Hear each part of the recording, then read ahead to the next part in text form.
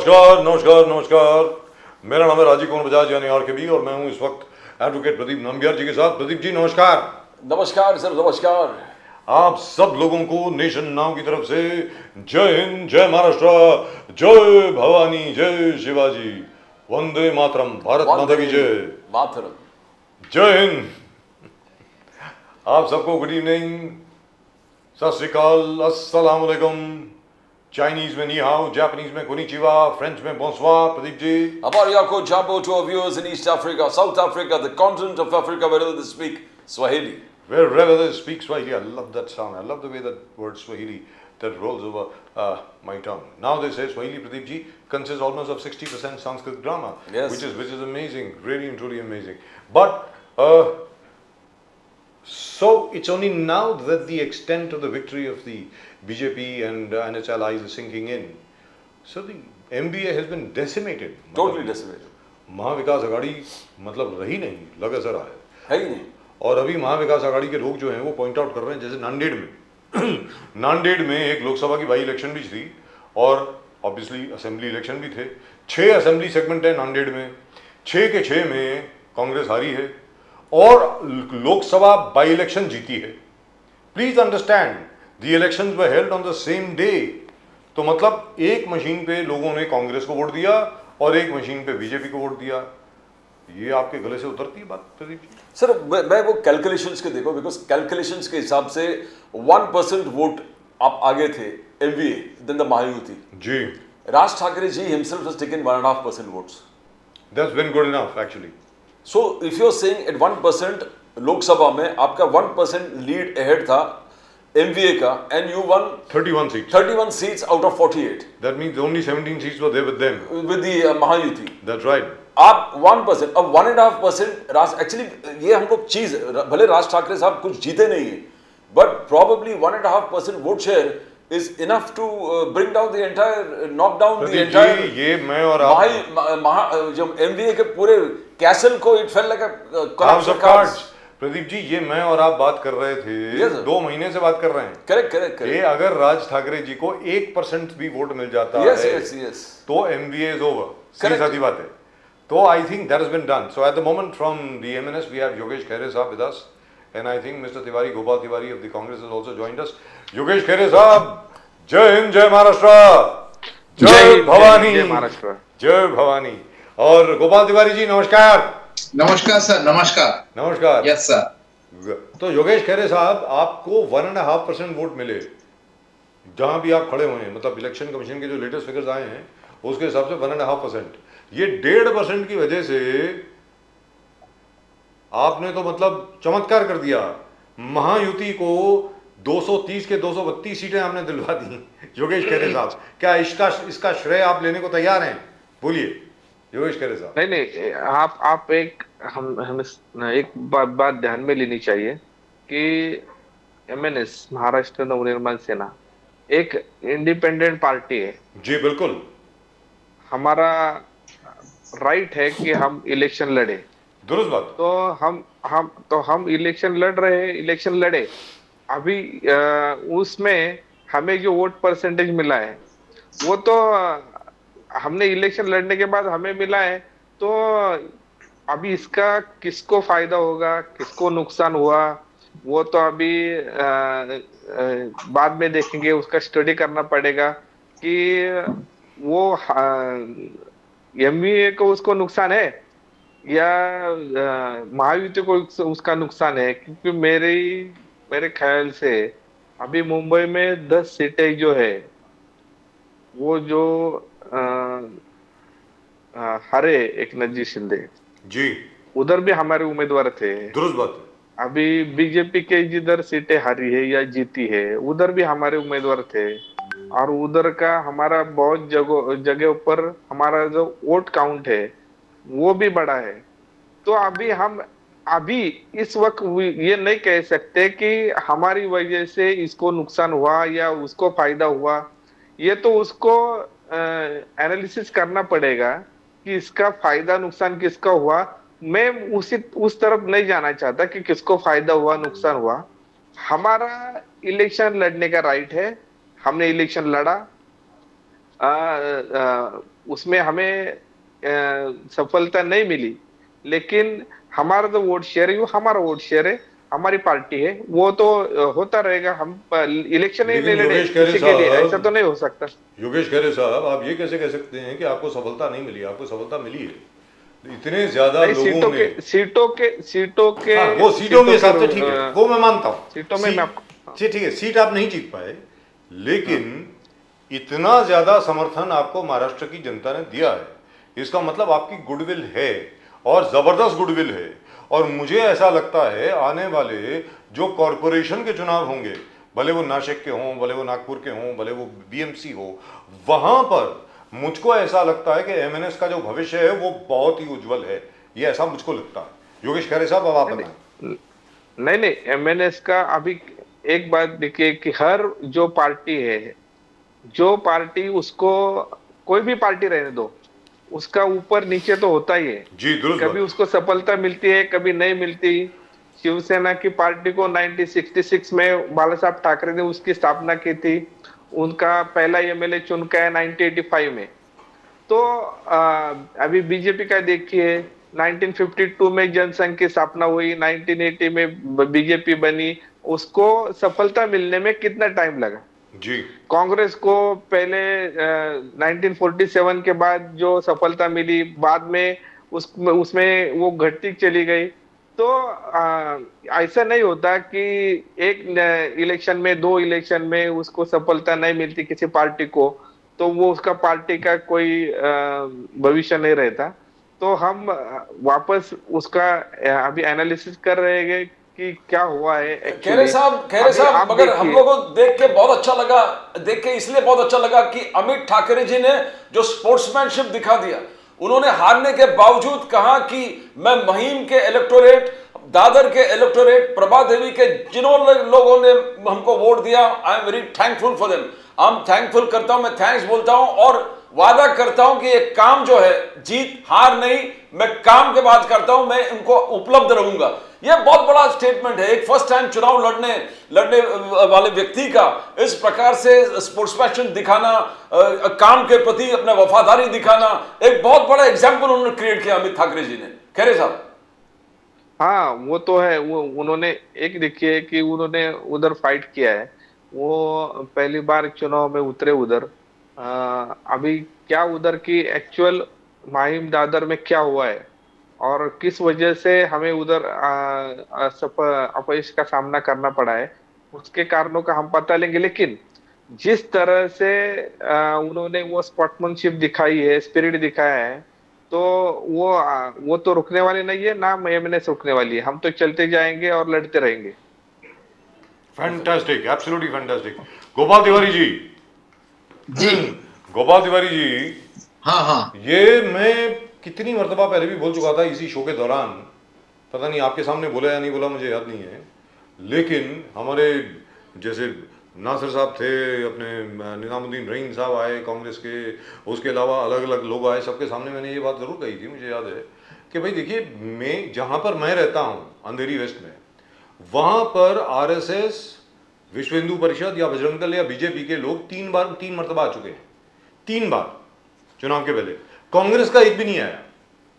मानता हूं अशोक भाव यादव जी हमारे बड़े अच्छे मित्र हैं, लेकिन यही रिपोर्ट मुझे आई, पर्सनली मैं बहुत बात कर रहा हूं, यही रिपोर्ट मुझे आई मराठवाड़ा से, यही रिपोर्ट हमें आई खानदेश से, यही रिपोर्ट हमें आई वेस्टर्न महाराष्ट्र से। सर ये क्या बात है? क्या और आरएसएस की अगर आप स्ट्रेटजी देखें, जैसे वो अतुल लिमाई साहब हैं, उनके जो प्रचारक हैं, वो कोई 6 महीने पहले उन्होंने काम करना शुरू कर दिया था, सारी ओबीसी कास्ट में सबको इकट्ठा करना शुरू कर दिया था, एकत्रित करना शुरू कर दिया था, वगैरह वगैरह वगैरह। और हर गांव में, हर पंचायत में आरएसएस के लोग जो हैं वो 2 या 3 बार जरूर गए हैं, और कांग्रेस का कोई नहीं आया है। ये रिपोर्ट मिल रही है सर हमको। तो गोपाल तिवारी साहब, क्या आपको लगता है कि कांग्रेस को ये पूर्ण विश्वास हो गया था कि हम जीतने वाले हैं, इसलिए ज्यादा मेहनत नहीं हुई? गोपाल तिवारी जी प्लीज। नहीं सर, एक तो ऐसा है ना कि कांग्रेस का जो एक ढांचा है, डीएनए है, पहले से देखा जाए तो Congress is the movement sir. Congress ये मूवमेंट है, मराठी में चळवळ कहते हैं उसको।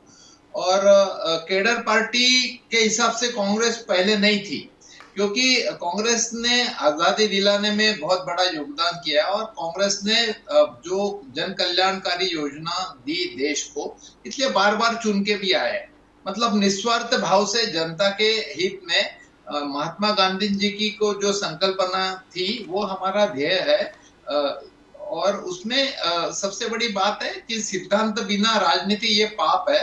तो सिद्धांत की राजनीति करना कांग्रेस ठीक समझती है अपने असूलों को, और जन कल्याण व्यवस्था देना हमारा फर्ज बनता है और यही करते आ रही। इसलिए कभी महसूस नहीं हुआ कि कैडर पार्टी का भी एक महत्व है घर से घर जाने के लिए। ऑन द कॉन्ट्ररी, राष्ट्रीय स्वयं सेवक और बीजेपी जब जनसंघ की स्थापना हुई तो उन्होंने तब से एक लक्ष्य प्राप्त किया, हम लोगों को घरों तक पहुंचना चाहिए, वहां तक हमारा कैडर बनना चाहिए, लोगों के घर तक हमें जाना चाहिए। और ये बड़ा डिफरेंस है। और इसका मतलब हम संगठन की तरफ ध्यान नहीं दे ऐसा नहीं है, लेकिन जिनको संगठन की जिम्मेदारी दी है, जो प्रदेश अध्यक्ष है, जो वहां के जिला अध्यक्ष है, जो ब्लॉक अध्यक्ष है, जो वार्ड अध्यक्ष है, उन्होंने अपनी जिम्मेदारी भली भांति निभा के संगठन बनाना चाहिए था और वो कहीं नहीं बन पाए। कि हम अभी मोदी जी तो गलत काम कर रहे हैं, बीजेपी और आरएसएस ये गलत काम कर रहे हैं, तो अपने आप जनता हमें तो मौका देगी, ये भ्रम में भी हमें नहीं रहना चाहिए था, हमें नहीं रहना चाहिए था। गोपाल जी, क्या जैसे मोदी जी कह रहे हैं आपका पंचसूत्री को रिजेक्ट कर दिया, पंचसूत्री को रिजेक्ट कर दिया जातीय सब है गोपाल जी, उसको हमें भी लोगों के घर तक जाके समझाना चाहिए था। और जिन्होंने गलत काम किया है वो हम प्रचार माध्यम के इसके ऊपर भरोसे पे रहे। आपने अभी कहा Gopal ji can you hear मी, क्या पंचसूत्री को रिजेक्ट कर दिया? लेकिन इसके साथ साथ भी पंचसूत्री, गोपाल जी क्या पंचसूत्री को रिजेक्ट कर दिया? गोपाल जी, लोकतंत्र की रक्षा करना, ये 4 स्तंभों का काम है सर। ये बड़ी विनम्रता से गोपाल जी पॉलिटिकल पार्टी करके है, लेकिन इसके साथ एडमिनिस्ट्रेशन, जुडिशरी और मीडिया, जो मीडिया आप बताते हैं वास्तवदर्शी, शोध पत्रकारिता, निष्पक्ष निर्भीड़ पत्रकारिता, निर्भय पत्रकारिता और वास्तव रखते हैं, आप लोगों को उजागर करते हैं, लोगों को ध्यान में लाते हैं। ये बात गोपाल जी गोपाल जी क्या पंचसूत्री को रिजेक्ट कर दिया? क्या लोगों महाराष्ट्र के लोगों ने पंचसूत्री को रिजेक्ट कर दिया है? आपका जो जातीय जनगणना है, जातीय जनगणना का मांग को रिजेक्ट कर दिया है। 50% कैप हटाने के बाद राहुल गांधी जी ने क्या उस चीज को रिजेक्ट कर दिया है? क्या बार बार आप जो कह रहे थे इन्फ्लेशन, प्राइस राइज, संविधान खतरे में है, ये लोगों ने मान लिया कि आपने गलत प्रोपेगेंडा कर रहे थे, गलत लोगों को एक इंफॉर्मेशन दे रहे थे। क्या पंचसूत्री, संविधान खतरे में है, जातीय जनगणना, जो हर चीज आपने किया उसको रिजेक्ट कर दिया है गोपाल जी लोगों ने महाराष्ट्र के? सर उसमें देखो, जो हमारी इंडिपेंडेंट कॉन्स्टिट्यूशन संस्था है, जैसे पहले हम कहते थे कि नरेंद्र मोदी और बीजेपी के साथ सीबीआई, ईडी है, वो उनका भी इस्तेमाल पॉलिटिकली करते हैं, हमारा कई बार आरोप हुआ और वो प्रूव भी हुआ। इसके साथ चुनाव आयोग को भी हमने कई लेटर लिखे। हमारे जयराम रमेश जी ने ये लिखा ड्यूरिंग इलेक्शन, महाराष्ट्र इलेक्शन के पहले प्रेस कॉन्फ्रेंस लेके हमने चुनाव आयोग को लेटर लिखा कि भाजपा की एक नेत्री के घर में जाके बैठ के चुनाव आयोग की वेबसाइट में उसने घुस के वो कई लोगों के नाम कम कर रहे हैं। तो कई सारे लेटर दिए हमने, ऑब्जेक्शन इन टाइम वहां पे नोट किया, लेकिन उसका कुछ फायदा नहीं हुआ सर। इट्स अनफॉर्चुनेट सर, इसीलिए मैं कह रहा हूँ लोकतंत्र की रक्षा करना, जो लोगों के टैक्स के ऊपर जो अपनी पगार तनख्वाह लेते हैं, जिनको फैसिलिटी मिलती है, उनका भी एक मॉरल ड्यूटी है कि लोकतंत्र की रक्षा करना, क्योंकि वो आईएएस आईपीएस जब होते हैं तो एक ओथ लेते हैं। तो ये सब बातें हैं जो अपने वेस्टेड इंटरेस्ट के कारण, अपने सेल्फिश और ब्राइब के कारण वो कर नहीं पा रहे, और हमने बार बार इलेक्शन चुनाव आयोग को ये बातें सामने रखी है। सर महाराष्ट्र में ये बात है कि जो सी फॉर्म 17 फॉर्म जो था और वो ईवीएम में उसके साथ मैच नहीं हो रहा है, ये भी आज अखबार में इतनी बड़ी न्यूज है और कई नंबर दिए जहां पे ईवीएम के मशीन और 17C फॉर्म वो मैच नहीं हो पा रहा है। तो ये बहुत ही सीरियस मैटर है। लोकसत्ता में आया शायद हमारे पोलिंग एजेंट, पार्टी के अफसर और कई उम्मीदवार, जो मनसे की भी उम्मीदवार था, अभी मैं मनसे के जो हमारे साथी बैठे हैं, बंबई के मनसे के एक उम्मीदवार ने मीडिया के सामने आकर कहा कि भाई मैं, मेरी वाइफ, मेरी बहन, इनके तो मेरे को वोट मिलने चाहिए कि नहीं चाहिए। सिर्फ 2 वोट मिले हैं उनको एक बूथ में, जहां उनके घर परिवार के 5 लोग हैं। तो ये सर सीरियस मैटर है। चुनाव आयोग का दुरुपयोग किया गया है। हमने बार बार सामने ये बातें रखी है, तथ्य के आधार पे बातें रखी है, हमने कंप्लेंट गोपाल तिवारी जी, गोपाल तिवारी जी, गोपाल तिवारी जी, एक गांव है अवधन गांव है एक धुले में। आवाज नहीं आ रही बराबर। अभी आपको आवाज आ रही है? अभी आपको आवाज आ रही है सर गोपाल तिवारी जी? हेलो गोपाल तिवारी जी, अभी आपको मेरी आवाज आ रही है क्या? Hello Gopal Tiwari ji, can you hear me now? Pandey ji, हाँ अभी आ रही है। अभी आ रही है। एक छोटा सा आपसे सवाल पूछ रहा हूं, उसके बाद में शैलेश पांडे जी के पास जाऊंगा। शैलेश पांडे जी बीजेपी से जुड़ गए हमारे साथ, उनका बहुत बहुत स्वागत है। तो अवधन गांव है एक धुले में, वहां पर कुणाल बाबा पाटिल जो है वो कैंडिडेट थे कांग्रेस के, उनका खुद का गांव है। आज वहां के गांव वाले सब लोग बाहर आ गए हैं इलेक्शन कमीशन के खिलाफ विरोध में कि यहां पर ईवीएम में 0 वोट आया कांग्रेस के लिए। कहते यार हम तो सब कांग्रेस के कार्यकर्ता हैं, तो ईवीएम में 0 कैसे आ गया? तो मैं बता रहा हूं, ये यहाँ पे आज अच्छे लोकमत के अखबार में ये सब डिटेल्स आया है सर। जी देखा मैंने, धांधली हुई है और ये चुनाव अविश्वसनीय है, अकल्पित है। हमारे नेताओं ने इसके ऊपर चेनी तलाश, वो देखिए फुटेज भी चल रही है, सबने अपनी वो फुटेज भी चल रही है, प्रोटेस्ट की फुटेज भी चल रही है। मतलब ये बिल्कुल विश्वास योग्य है नहीं। हमने तो इसलिए विश्वास योग्य नहीं है क्योंकि बीजेपी की परफॉर्मेंस इतनी अच्छी रही। इसलिए मैं कहता हूं इसमें जो सब कुछ बातें हैं सर, तो चलिए वो बात we will discuss that in detail. Gopal Tiwari ji, चाहिए तो इसलिए मैं कहता हूं लोकतंत्र की रक्षा करना पॉलिटिकल पार्टी की अकेले की जिम्मेदारी नहीं है सर। वो तो अगर उनको भी अगर गद्दार कहा जाए, जो लोगों के रेवेन्यू से, पैसे से उनकी परिवार चलता है, उनको तनख्वाह मिलती है, और वही अपने ड्यूटी प्रति अगर ईमानदार ना रहे तो क्या, कौन कहां का लोकतंत्र और क्या? तो गोपाल तिवारी जी इसके बारे में जरा विस्तार से बात करेंगे। पहले शैलेश पांडे जी, शैलेश पांडे जी जुड़ने के लिए बहुत बहुत धन्यवाद। जय सिया राम, जय सिया राम, जय हर सिया हर राम, महादेव, भारत हर हर महादेव, वंदे मातरम। राजीव जी, एक तो आपको बहुत बहुत शुभकामनाएं, बहुत बहुत मुबारकबाद, कंग्रेचुलेशंस। बहुत बहुत धन्यवाद, आपको भी बहुत बहुत धन्यवाद, आभार। मैं महाराष्ट्र की सारी जनता जनार्दन को भी बहुत बहुत आभार और धन्यवाद देता हूं कि उन्होंने इतनी बड़ी ऐतिहासिक जीत भारतीय जनता पार्टी, शिवसेना और एनसीपी, अजीत दलव और एनसीपी को दी। चिंता नहीं, दुरुस्त बात है। ये सिद्ध किया है कि महाराष्ट्र में पिछले लोकसभा में जो फेक नैरेटिव चले आए थे उसको उखाड़कर फेंकने का काम महाराष्ट्र की जनता ने किया है।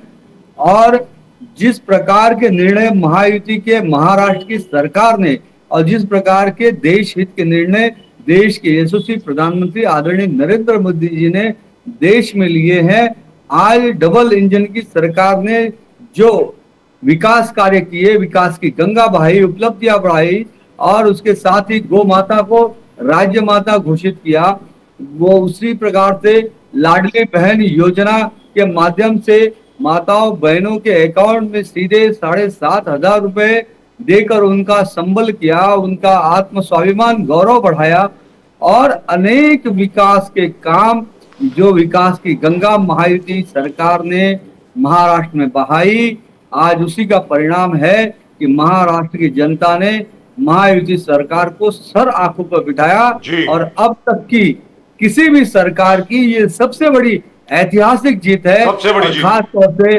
भारतीय जनता पार्टी, हमारी पार्टी को सर्वोच्च सीट आज महाराष्ट्र में मिली है। पहली बार हुआ है सर। हमारे यशस्वी नेतृत्वकर्ता प्रधानमंत्री आदरणीय नरेंद्र मोदी जी को धन्यवाद, आभार और बधाई देता हूं। क्या बात हमारे है। महाराष्ट्र के सर्वोच्च नेता देवेंद्र फडणवीस जी के करिश्मा को मैं बहुत बहुत आभार और धन्यवाद करता हूं। मुख्यमंत्री एकनाथ शिंदे के, उप मुख्यमंत्री अजित दादा पवार को भी बहुत बहुत बधाई देता हूं। लेकिन ये पहली और बार हुआ है। सबसे बढ़कर बार बार मैं महाराष्ट्र की जनता को कोटि कोटि वंदन करता हूं, जी, हो गया। धन्यवाद करता हूं, आभार व्यक्त करता हूं। शैलेश पांडे जी, जी भारतीय जनता पार्टी शायद पहली पार्टी है जिसने लगातार 3 बार 100 से ज्यादा सीटें जीती हैं। लगातार 3 बार 100 से ज्यादा, 122, 105 और अब कितनी है प्रदीप जी? 132 के 133, आई थिंक 132 और 133, I am not sure, I think is 132। Sir यहां पर मैं आपसे एक छोटी सी चीज मैं आपके सामने रखना चाहता हूं। आपके आरएसएस के एक बड़े सभ्य, बहुत ही मजे हुए एक प्रचारक हैं जिनका नाम है डॉक्टर अतुल लिमाये। डॉक्टर अतुल लिमाये साहब को यह जिम्मेवारी दी गई थी कि आप जो हैं, जितने भी ओबीसी हैं और जितने भी पसबंदा मुसलमान हैं, आप उन सबके पास जाएंगे और वहां पर जाकर के प्रचार करेंगे, सबको एकत्रित करेंगे और कांग्रेस का जो प्रोपेगेंडा है उसको फेल करेंगे। और उन्होंने ये किया।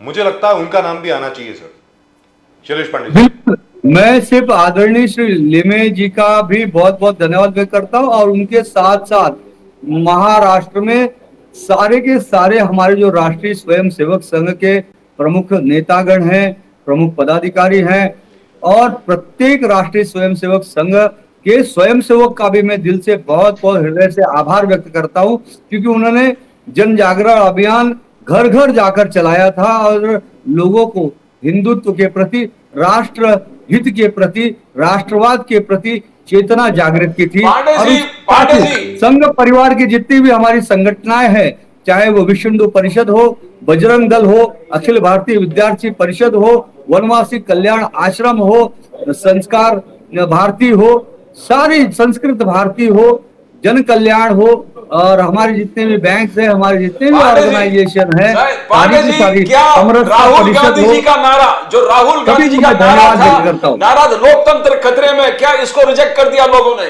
जो उन्होंने जातीय जनगणना रिजेक्ट कर दिया, जो कहा कि 50% के ऊपर कैप में बढ़ाऊंगा उसको रिजेक्ट कर दिया, संविधान खतरे में है उसको रिजेक्ट कर दिया, इन्फ्लेशन, अनएम्प्लॉयमेंट, जो भी नारे लगाए थे राहुल गांधी जी, हर चीज को क्या रिजेक्ट कर दिया लोगों ने? जी बिल्कुल, देखिए कांग्रेस पार्टी एनडीए अलायंस के जो फेक नैरेटिव थे, संविधान, आरक्षण, इनको महाराष्ट्र की जनता ने उसको बिल्कुल नहीं माना। उसका कारण ऐसा है कि हमने महाराष्ट्र की जनता को समझाया और महाराष्ट्र की जनता भी सुजान है कि ये आरक्षण खत्म करने की बात हमेशा से कांग्रेस ने ही किया, चाहे वो पंडित जवाहरलाल नेहरू रहे हो, चाहे वो इंदिरा गांधी जी रही हो, चाहे वो राहुल गांधी लंदन में जाकर बात करते हैं कि स्थिति परिस्थिति को देखकर हम आरक्षण पर हम चर्चा करेंगे, बात करेंगे, खत्म करेंगे। और ये इनकी भूमिका रही, ये महाराष्ट्र की जनता के सामने गई और हमने हमारी जो भूमिका हमेशा से रखी थी कि महाराष्ट्र के और देश के जो पिछड़े समाज हैं, एससी है, एसटी है, ओबीसी है, इन सभी समाज के संरक्षण करने का काम भारतीय जनता पार्टी करेगी, महायुति करेगी और सबको न्याय देगी। और साथ ही संविधान को मजबूत करने का काम इस देश के अंदर किसी ने किया तो देश के आदरणीय प्रधानमंत्री नरेंद्र मोदी जी ने किया है, भारतीय जनता पार्टी ने किया है। और डॉक्टर बाबा साहब अम्बेडकर के संविधान का अपमान अगर किसी ने किया इस देश के अंदर तो सिर्फ और सिर्फ कांग्रेस पार्टी ने किया। कांग्रेस पार्टी ने 105 बार से ज्यादा संविधान के अंदर अमेंडमेंट किया। सबसे पहले सेक्युलरिज्म का शब्द घुसेड़ा गया, उसके भी पहले जो संविधान के अंदर भगवान श्री रामचंद्र जी का राम दरबार का फोटो था, भगवान शिव का नटराज स्वरूप का फोटो था, छत्रपति शिवाजी महाराज का फोटो था, अन्य जो हमारे विरासत के हिंदुत्ववादी फोटोज थे उनको हटाने का पाप कांग्रेस पार्टी ने किया।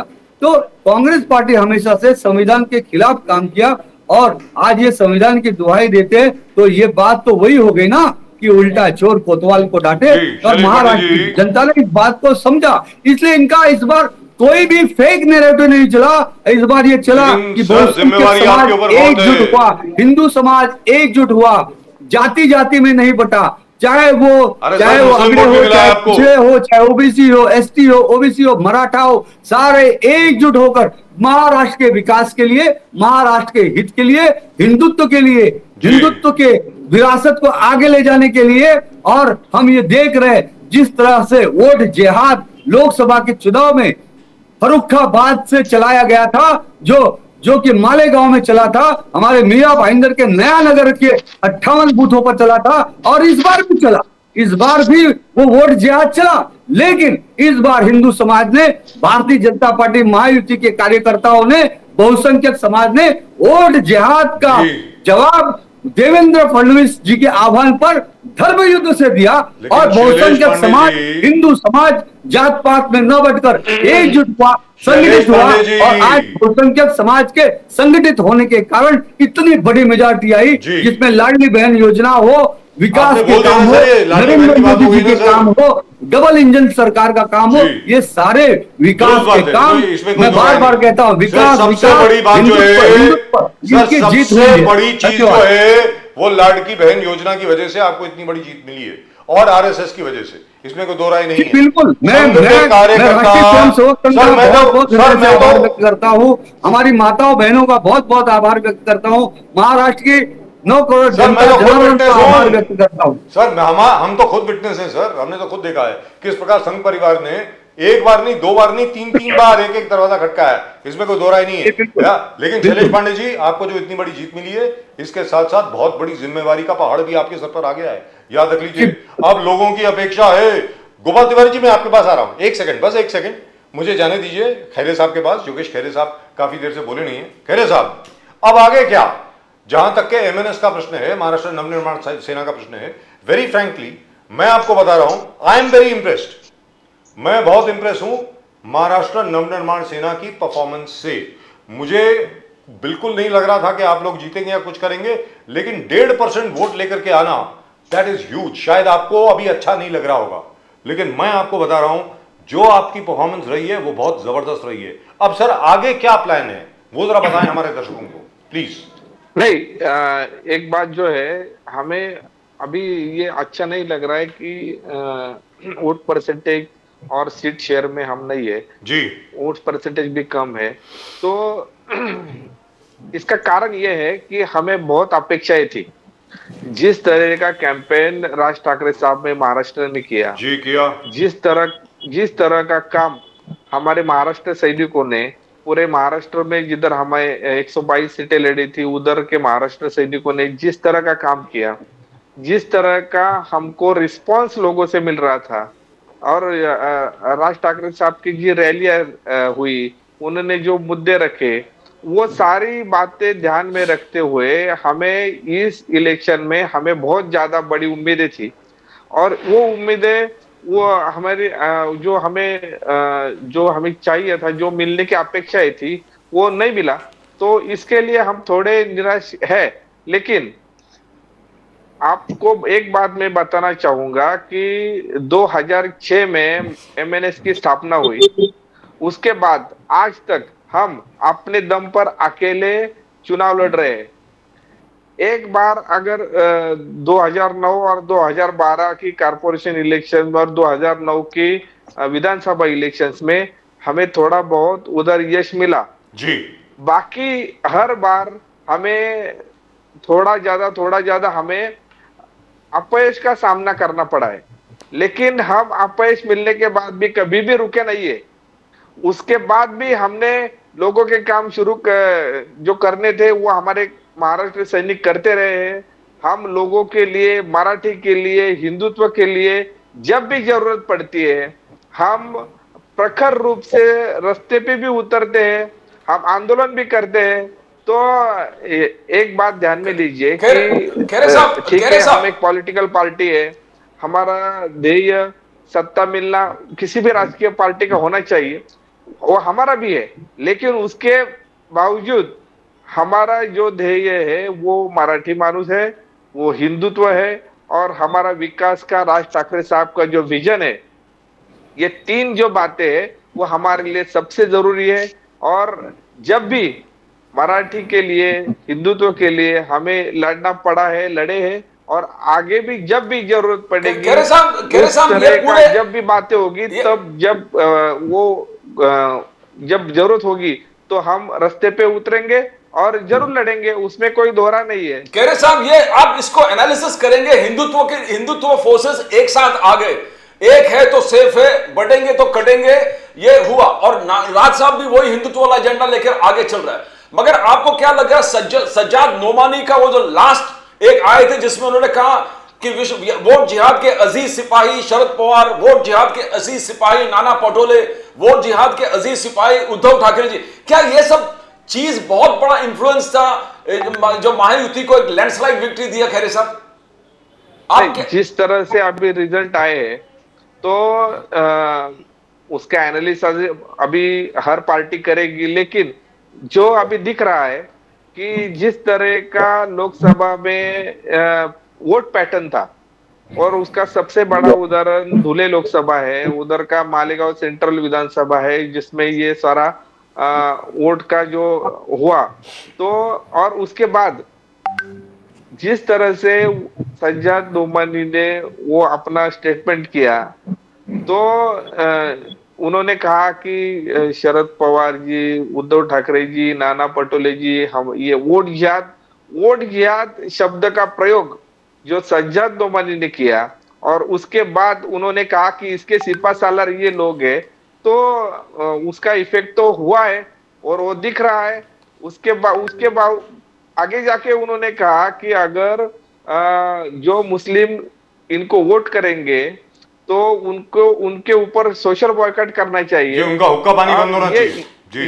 ये अगर बातें हुई है तो इसका इफेक्ट तो हिंदू समाज पे होगा ही, हुआ है। और आज वो कल जाके वो अपने उस स्टेटमेंट पे, अभी इलेक्शन खत्म हो जाने के बाद, उसके परिणाम आने के बाद, वो सज्जाद नोमानी अपने स्टेटमेंट पे दिलगिरी व्यक्त कर रहे हैं, माफी मांग रहे हैं। तो ये क्या बात है? ये तो कुछ समझ में नहीं आ रही है। चलिए गोपाल तिवारी जी से पूछते हैं। गोपाल तिवारी जी, आपको समझ में आ रहा है? गोपाल तिवारी जी देखो सर, बोलिए सर। ऐसा है ना कि बीजेपी कौन सा मुस्लिम लोगों का तुष्टीकरण, और मराठी में बोलते हैं लांगुल चालन, ये अपने अपने हिसाब से नैरेटिव सेट करते हैं। जैसे कि अगर इन्होंने मदरसा के जो पेमेंट है, गवर्नमेंट का जो अनुदान है, वो कई गुना बढ़ा दिया। अभी 1-1.5 महीने पहले जितने भी मदरसे थे मुंबई और महाराष्ट्र में, वक्फ बोर्ड का इनॉग्रेशन एकनाथ शिंदे और इन्होंने किया। 3 तलाक मुस्लिम महिलाओं के प्रति ये मसीहा बनते हैं। भले अपने नेता कोई बीवी घर पे उसको न्याय नहीं दिला पाते, हिंदू बीवी को, लेकिन उनके प्रति मसीहा बनते हैं, तब इनको हिंदू मुस्लिम नहीं लगता। ये सब हास्यास्पद है। ये मतलब इसमें कोई ये नहीं, अपने अपनी ये राजनीति चला रहा है। मैं ये बोलता हूँ, शैलेश पांडे जी ने वो कहा था, देखो इन्होंने इतना 10 साल के बाद इनको इतना अहंकार आया था कि जो प्रादेशिक पक्ष के ऊपर इन्होंने महाराष्ट्र में अपने पैर जमाया, शिवसेना का साथ लेके, तब गोपीनाथ मुंडे उप मुख्यमंत्री थे और हमारे मनोहर कुलकर्णी जी शिवसेना के मुख्यमंत्री थे। तब शिवसेना के सहारे इन्होंने महाराष्ट्र में अपने पैर जमाए प्रादेशिक, तब ये जाके बाद में इनका काम चलाया। और उसके बाद जब नड्डा जी कहते कि प्रादेशिक पार्टी को तो हम हमारे सामने टिक नहीं पाएंगे, वो खत्म कर देंगे, तभी आज की तारीख में 2024 के चुनाव के बाद वही प्रादेशिक पार्टी, फिर वो नीतीश कुमार की रहो, शिवसेना की रहो, राष्ट्रवादी की रहो, या अपने चंद्रबाबू नायडू को रहो, इनके सहारे इनको सत्ता में बैठना पड़ रहा है। लेकिन अभी कुछ दिन पहले इन्होंने कहा था नड्डा जी ने कि प्रादेशिक पक्षों को हम खत्म कर देंगे, रीजनल पार्टी हमारे सामने टिक नहीं पाएंगे, हम उनको खत्म कर देंगे। ऐसे इन्होंने, इनका अहंकार इतना बड़ा था, जो आरएसएस के कारण आज तक 40-50 साल में बीजेपी यहां तक पहुंच गई। 14 के चुनाव में, 19 के चुनाव में, वो आरएसएस के बारे में भी इन्होंने, नड्डा जी ने अभी कुछ दिन पहले कहा था कि हम आरएसएस के ऊपर हम निर्भर नहीं है। अरे जब आरएसएस के ऊपर निर्भर नहीं है तो लोकसभा चुनाव में उन्होंने बताया अरे मतलब ये गोपाल जी, प्राइम मिनिस्टर मोदी जी ने आज कहा कि वकफ इज अनकॉन्स्टिट्यूशनल, वकफ अनकॉन्स्टिट्यूशनल है, कांग्रेस ने इसको कॉन्स्टिट्यूशनल बनाने की कोशिश किया। ये तुष्टीकरण का सबसे उच्चतम उदाहरण है कि वकफ को आपने लीगलाइज कर दिया, रेगुलराइज कर दिया। आप पे आरोप है कि 2014 में जाने से पहले कांग्रेस ने पूरे वकफ बोर्ड को पूरे प्रॉपर्टी सौंप के गए, वकफ बोर्ड के पूरे प्रॉपर्टीज कांग्रेस ने सब बेस्टॉव करके चले गए, और तुष्टीकरण का उच्चतम उदाहरण है जो अनकॉन्स्टिट्यूशनल वकफ को आपने लीगलाइज कर दिया। बहुत बड़ा आरोप आप पर लगा दिया है गोपाल तिवारी जी, मोदी साहब ने।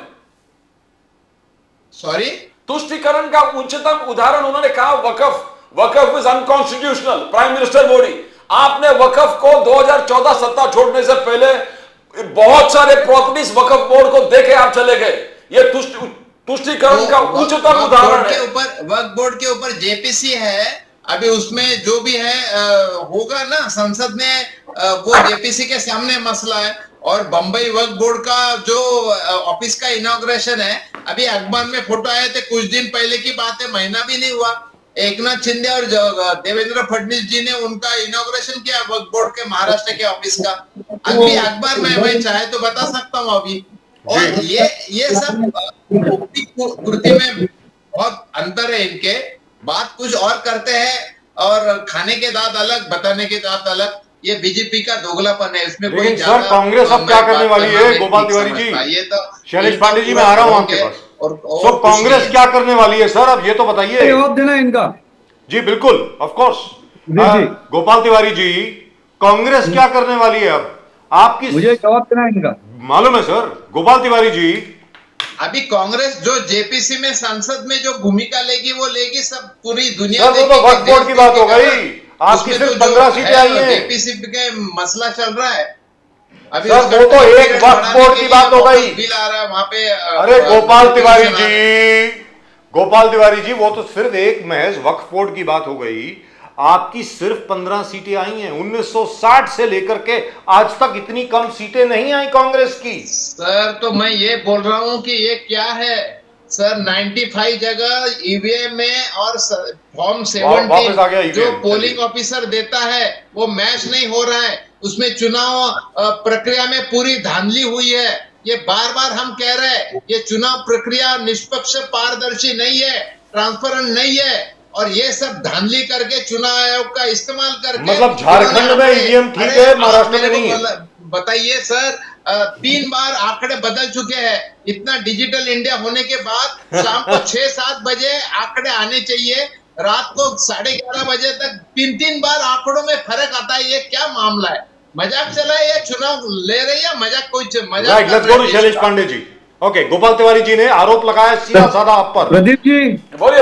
अरे शैलेश पांडे जी, सीधा आरोप लगाया आप पे, बोलिए सर। मुझे थोड़ा समय दीजिएगा। बोलिए बहुत सर, लंबा बोलिए, समय बोलिए। गोपाल जी को दिया है, बहुत सारे प्रश्न इन्होंने खड़े किए, मुझे थोड़ा समय दीजिएगा। बोलिए सर, प्लीज गो अहेड। सबसे पहले तो मैं गोपाल जी के इस जो बात इन्होंने कही कि मुस्लिम तुष्टीकरण का फेक नैरेटिव गढ़ा गया, ये इनकी बात सरासर गलत है। वो इसलिए गलत है क्योंकि कांग्रेस पार्टी ने ही इस देश के अंदर देश का बंटवारा होने दिया, वो भी धर्म के आधार पर, हिंदू और मुसलमान के नाम पर। मुसलमानों को पाकिस्तान मिला, बांग्लादेश मिला, हिंदुओं को क्या मिला? आज फिर भी ये लोग छाती पे खड़े हो गए और ये बात करते। दूसरी बात मुस्लिम तुष्टीकरण की पूरी जिंदगी पर राजनीति कांग्रेस पार्टी ने की है और कर रहे हैं, और इनकी नैया डूब रही है, फिर भी इनकी आंखें नहीं खुल रही है।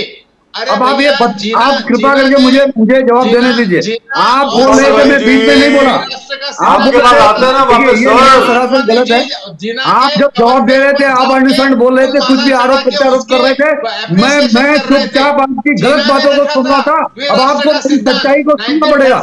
बिल्कुल आपको मैं बोलने नहीं दूंगा सर, बिल्कुल नहीं। राजीव जी, आप इनको रोकिए। आप ये कैसे मेरे बीच में बोल रही है? ये कैसे मेरे बीच में बोल रहे हैं? आप पहले तो आधा घंटा तक अपना प्रवचन दे रहे थे, अपना प्रवचन और आप बोलने नहीं देंगे। अब ये गलत बात है, सरासर गलत गोपाल बात तिवारी है। जी, जब आप ये बोल रहे सरासर गलत बात थे, है। शैलेश पांडे जी ने आपको रोका मैं नहीं। आपके प्रश्नों का जवाब दे रहा हूँ, आप पहले सुनिए उसको। गोपाल तिवारी जी, गोपाल तिवारी जी, गोपाल तिवारी जी, गोपाल तिवारी जी, जब आप बोल रहे थे शैलेश फिर पांडे उसके जी बाद आप नहीं बोल रहे थे। मेरे सवाल पर, मेरे जवाब पर आप अपनी प्रतिक्रिया व्यक्त कीजिए। शैलेश पांडे जी, एक सेकंड बस, एक सेकंड। आप इसको चुप करवाइए। मैं वही करने जा रहा हूँ, दूसरा का डिबेट मैं वही करने जा रहा हूँ। Gopal Tiwari ji, Gopal Tiwari ji, this is being unfair. Gopal Tiwari ji, एक सेकंड। शैलेश पांडे जी, एक सेकंड, एक सेकंड।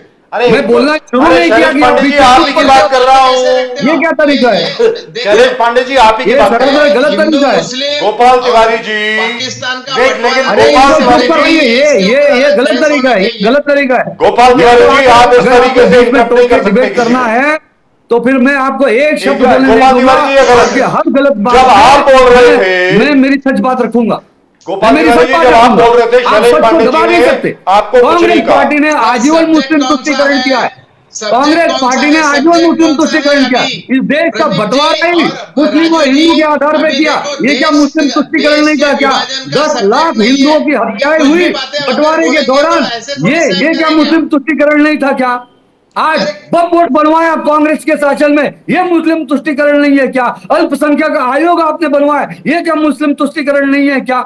आपके मनमोहन सिंह की आखिरी सरकार में आप तो मुसलमानों के लिए एट्रोसिटी जैसा कायदा बना रहे थे कि मुसलमानों के खिलाफ कोई बोले तो सीधा जेल में डाल दिया जाए। आप तो इस तरह से एट्रोसिटी की बात कर रहे थे। आपके नुमानी तो शरद पवार और मुसलमानों का मसीहा बना दिए। आपने उलेमा काउंसिल का इस चुनाव के दौरान उलेमा काउंसिल के आपने जो उन्होंने बातें कही वो आपने उसको एक्सेप्ट किया।